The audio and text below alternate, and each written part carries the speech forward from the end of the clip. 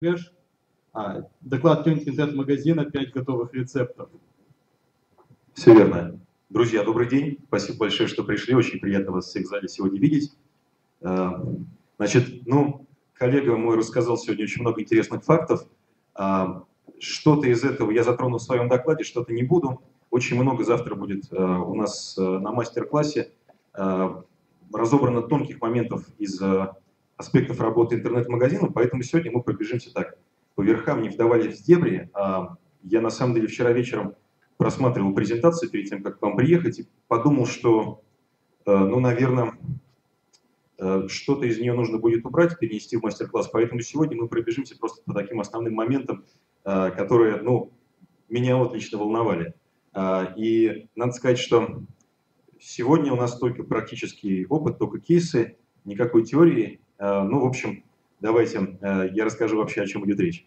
С чем вообще связана тема доклада про тюнинг интернет-магазина? Мы все знаем о том, что интернет-магазин – это сложный технологический продукт и так далее, но тем не менее, безотносительно того, что все в курсе, многие компании продолжают пренебрегать какими-то простейшими мерами предосторожности. И вот представьте себе, вы занимаетесь разработкой интернет-магазина, это очень длинный проектный цикл, на самом деле, если по-взрослому разрабатывать, и вы не знаете никогда, что вы получите на выходе. Естественно, что плюс-минус. Поэтому чем дальше вы входите в проект, тем больше накапливаются ваши риски. Соответственно, сегодня мы поговорим о том, какие факторы позволяют нам эти риски при разработке интернет-магазина снизить, вообще с чем нужно бороться, от чего бояться не нужно. Вот это мой любимый слайд, я с него начну. Это вот про тюнинг интернет-магазина. Вот такое получается иногда, если в конструкцию изначально не заложены какие-то определенные аспекты, тут вот не продумали совершенно спойлер, наверное, да, литые диски, получается вот такая вот вещь, рано или поздно она отправляется на свалку, неминуемо. Поэтому давайте попробуем ошибок не повторять и в целом интернет-магазин до такого состояния не доводить.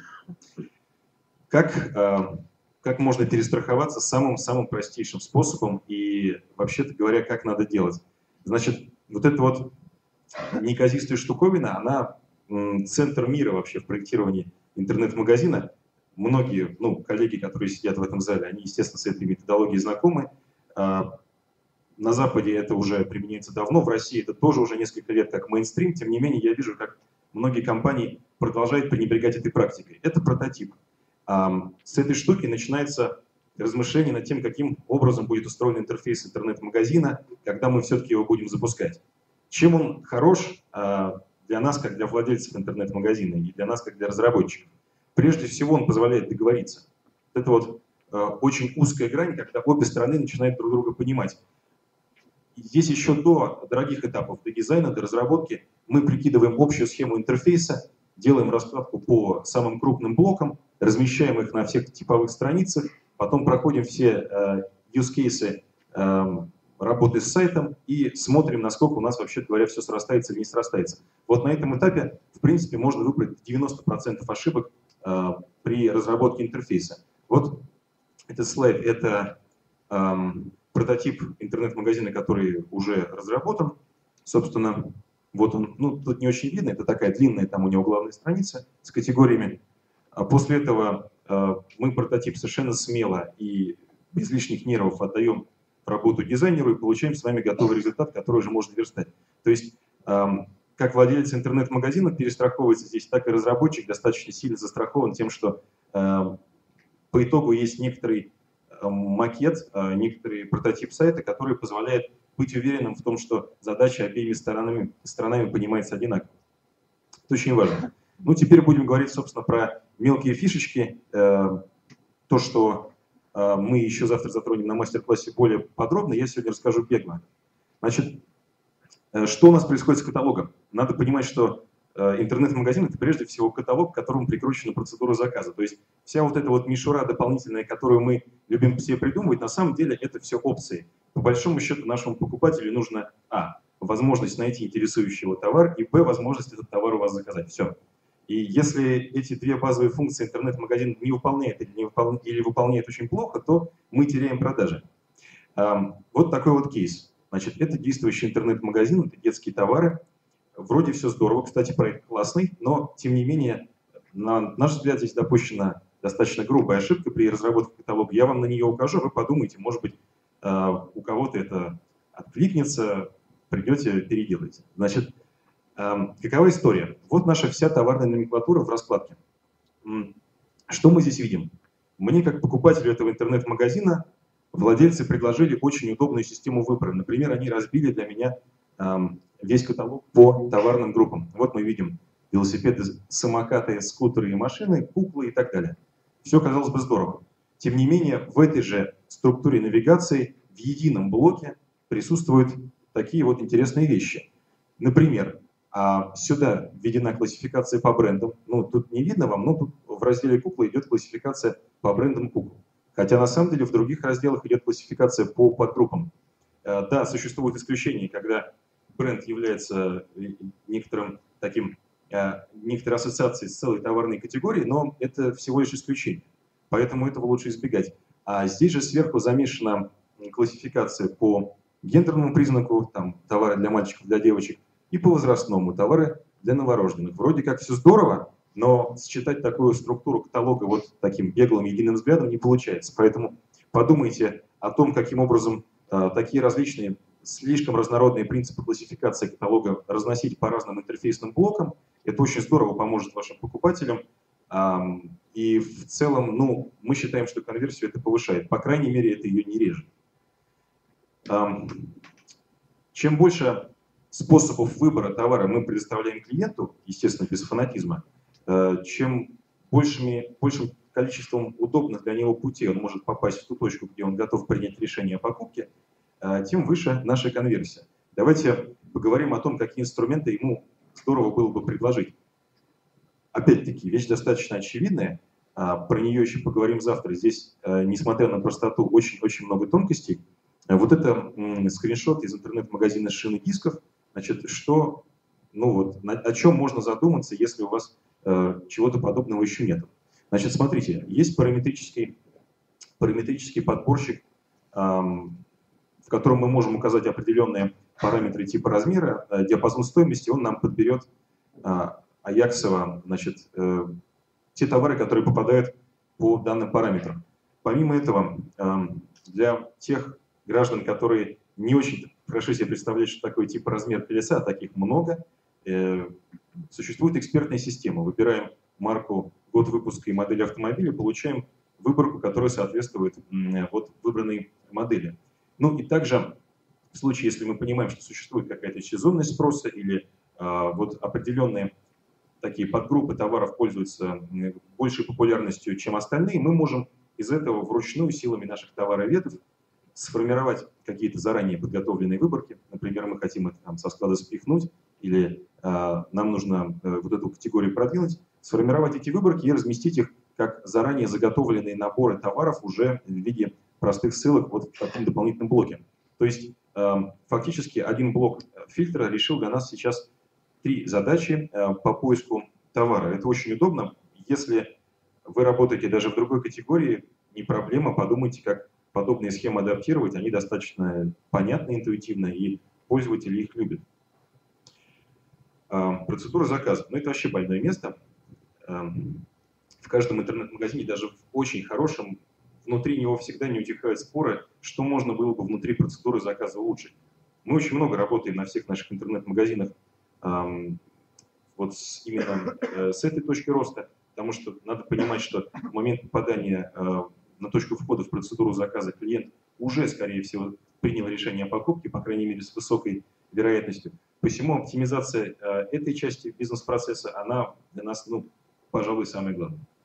Ну вот, первое, на что нужно обратить внимание. Очень часто приходится видеть в интернет-магазинах, даже тех, которые вроде как выглядят очень ухоженными, аккуратными, что вот делаю, например, добавление товара в корзину. Товар у меня в корзину положен улетел. Хотя часто я об этом ничего не знаю, но неважно. И что? Куда мне дальше нажимать? Значит, первый вывод, который для себя нужно сделать, это то, что клиенту нужно явно дать понять, с какой точки начнется процедура оформления заказа. Здесь такое достаточно прямолинейное в лоб решение применено. Развернутая мини-корзина занимает правую колонку сайта. Оно не единственное верно, естественно, но так или иначе, по крайней мере, оно гарантированно позволяет нам утверждать, что клиент, попадая на любую страницу сайта, однозначно запоминает свою точку входа в начало заказа. И если мы подумаем о том, как это дальше можно эскалировать, то надо понимать, что такая схема при своем, может быть, неудобстве с точки зрения размещения интерфейсных блоков, потому что, как я сказал, она съела нашу правую колонку, при этом она позволяет нам выиграть внимание тех клиентов, которые не помнят, что, например, корзина где-то проскроллировалась, она осталась в шаг, которые ищут. Ну, если посмотрим на треки использования сайта, то мы очень на многих сайтах часто видим, когда пользователь после добавления товара в корзину начинает буквально истерить, у него курсор бегает по экрану, он не понимает, куда же ему дальше обратиться. Это, конечно, жалкое зрелище. Владельцы интернет-магазинов, вот, которые мы тестируем, они обычно в этот момент очень так грустнеют резко. Улыбка с лица уходит. Ну, тем не менее, знать проблему — это значит наполовину ее решить, поэтому имейте, пожалуйста, в виду, точка входа в вашу процедуру заказа — это, вообще-то говоря, одно из самых узких мест, и над этим нужно работать постоянно. Какие есть еще такие, ну, это не инсайты, а, так сказать, небольшие наработки, которыми, в принципе, можно пользоваться как готовыми рецептами. Подумайте о том, каким образом на базе вашего движка интернет-магазина можно было бы организовать процедуру оформления заказа и работы с составом заказа за минимальное количество кликов, это раз, и два, с минимальным числом перезагрузки страницы. Перезагрузка страницы — вещь достаточно стрессовая. Если мы можем произвести модификацию данных, страницу не перезагружая, нам это не повредит. Например, в случае навигации мы знаем, что такого делать нельзя, но вот в процедуре заказа и в персонифицированных данных это реально. Так вот, если мы можем это сделать незаметно от пользователя, давайте договоримся, что будем это делать незаметно. Не будем мы каждый раз ему страницу перезагружать. Вроде вещь тоже очевидная, но вот 90% интернет-магазинов в России до сих пор не применяют. Жалко, конечно. Вот этот кейс. Здесь мини-корзина выпрыгивает при наведении на блок. Такой компромиссный вариант. И через эту мини-корзину, через вот эти вот интерфейсные элементы мы можем динамически изменять состав заказа. Я сейчас изменю, например, с единицы на двойку, у меня произведется автоматически асинхронный пересчет всего моего заказа, сформируется другая сумма, в сессию запишется уже информация о том, что клиент количество изменил, вроде все здорово. При этом страница ни разу не перезагружалась, клиент все еще пока не нервит, все еще доволен, и в принципе вероятность на то, что заказ дойдет до конца, она выше. Теперь маленькие фокусы с страницей большой корзины. Тоже тут очень много убили времени. Это тот же самый кейс, мы его сейчас посмотрим подробнее. Вот корзина должна обязательно, если вы продаете товар, который не совсем технически сложен и не узкоспециализирован, если вы принимаете во внимание то, что некоторый процент покупок у вас носит импульсный характер, обязательно снабдите корзину со списком товаров, добавленных в нее, крупным изображением. Это позволяет пользователю лишний раз перед оформлением заказа вспомнить, что же он туда добавил, убедиться в том, что то, что он туда добавил, это то, что он хочет, и спокойненько совершенно нажать на кнопку «Оформить заказ». Значит, здесь еще какие есть подводные камни. Вот эта тонкость, на самом деле, такой прием немножечко спорный. Но когда вот мы пытаемся сохранить эти десятые доли процента конверсии, то все способы хороши. Смотрите, если я покупатель и кликаю сюда, значит, с высокой долей вероятности во всех типовых реализациях большинства движков, на самописных системах и так далее, неважно, в большинстве интернет-магазинов я попаду на карточку товара. С одной стороны, вроде как это отвечает моему первичному запросу, но для вас, как для интернет-магазина, что происходит в этот момент? Вы клиента в угоду его сиюминутной потребности увели с начатого процесса оформления заказа. Очень больно видеть, как он потом туда не вернется. Поэтому можно применять всякие мелкие хитрости, такие на грани. Например, расскажу про парочку. Он кликнет сюда, и мы не перекинем его на карточку товара. Мы увеличим ему картинку в надежде на то, что он все-таки убедится, что товар – это тот товар, который он хотел, и никуда дальше не пойдет. Если такая схема не сработала, то мы, конечно же, для него оставляем обязательно активную ссылку с наименованием товара, которая будет вести на карточку товара. И второй такой мелочный прием – мы эту ссылку можем открыть в новой вкладке. Конечно, новые вкладки без спроса пользователя открывать – это не камильфо, говоря в целом, но вообще-то говоря, здесь мы выиграем достаточно много. Мы сохраним у пользователя открытой эту страницу, в другой вкладке, и даже если он ту вкладку, которую он посмотрел, новую закроет, то у него будет еще один шанс подумать, а не завершить ли ему процедуру заказа. По нашему опыту это помогает, несмотря на то, что некоторых пользователей это чуть-чуть бесит, но мы интернет-магазин, что же делать? Дальше. Форма авторизации, форма регистрации. Вообще говоря, надо сказать, что задача заказа, это вот задача следующая. Сделать так, чтобы в процедуру заказа войти было максимально просто, и сделать так, чтобы из процедуры заказа выйти, не завершив ее, было максимально тяжело или максимально жалко. Как мы можем этого добиться?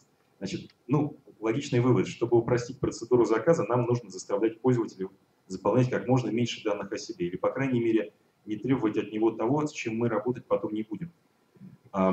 Вот пример. Исключаем как вид сущность логин.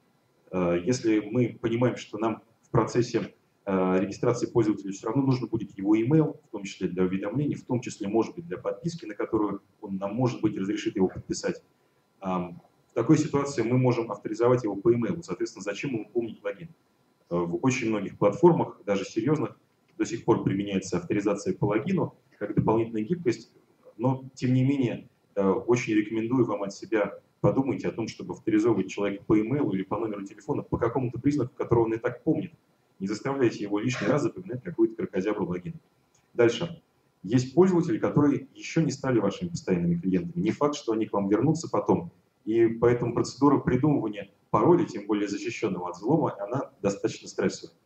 Подумайте о том, как пользователя от этой необходимости можно избавить. Опять-таки, во многих движках в типовой реализации существует процедура автоматической генерации пароля, и в случае, если пользователь еще не принял решение быть с вами на всю жизнь или совершить только разовую покупку, вы можете эту работу проделать за него. Ну, бог с ним. Пользователь довольный, он выиграл одно незаполненное поле. Вы довольны тем, что у вас пользователь авторизован. При этом в случае, если будет необходимость совершить повторную покупку, по email-отписке, которая должна уходить пользователю при регистрации, он сможет либо пароль сменить, либо вспомнить и так далее. Вот. Поэтому на этом магазине по умолчанию все пользователи получают автоматически сгенерированные пароли, разве что они не отожмут галку, после чего у них появится форма принудительного ввода пароля. Ну, уже все как по-взрослому. Теперь поговорим про сервисные моменты. Как я уже сказал, не просите у пользователя больше данных, чем вам необходимо минимально для того, чтобы завершить ваш бизнес-процесс. К примеру, я выбрал сначала курьером по Москве доставку. Ну здорово, значит, неплохо было бы у меня узнать адрес, куда мне доставлять, и удобное время. Положим, я эти данные ввел. Отсюда первый вывод, который мы можем сделать сразу же, в случае, если бы я выбрал самовывоз, совершенно точно эти данные интернет-магазину бы не понадобились. Посему не просите у пользователя заполнения всех полей безотносительно того, какой способ доставки он выберет, потому что это плохо скажется на вашей форме. Она будет набита огромным количеством полей для заполнения. Пользователь заполнять их не будет, будет нервить, будет бросать в корзину. Вам это не нужно. Второй тонкий момент. Уважительно относитесь к работе, которую пользователь сделал для вас. То есть в случае, если пользователь единожды уже ввел какие-то данные, кстати, программисты вот этот вот разговор с самого начала, они его распознают и очень не любят. В случае, если пользователь ввел какие-то вам данные, вы их сохраните где-нибудь, либо в сессии, либо на стороне клиента, это не важно. Но не заставляйте вводить его повторно. Ну, простой use case. Я выбрал курьером по Москве, понимаю, что мне нужна доставка курьером, я ввел адрес доставки, ввел удобное время, потом подумал, нет, все-таки может быть самовывоз. Выбрал самовывоз, у меня эта форма скрылась, после этого я передумал, я снова хочу курьером, выбираю доставку курьером, у меня открывается форма, и вот самое плохое, если я увижу пустые поля. В этот момент считайте все. Поэтому уважительно относитесь к работе, которую пользователь уже проделал, берегите ее, не заставляйте его 2 раза вводить одни и те же данные, если он это уже сделал. Постройте взаимозависимости между способами оплаты, допустимыми для разных способов доставки. Ну, например, вот очень простая схема, которая иллюстрирует это. В Москву мы доставляем курьером. Хорошо. Значит, соответственно, при доставке курьером нам доступны вот такие вот способы оплаты, включая наличными на руки курьером. Но в случае, если заказ идет в какой-нибудь отдаленный регион, куда курьерская служба ни наша, ни подрядчика не ездит, соответственно, вот, пожалуйста, в случае с Хабаровском отправка будет произведена, например, Почтой России, ну ладно, Почта России, да, хотя жалко, конечно. Доступен для пользователей будет, к примеру, наложенный платеж. Положим так. То есть надо понимать, что в Хабаровске наличными на руку курьеру мы не заплатим.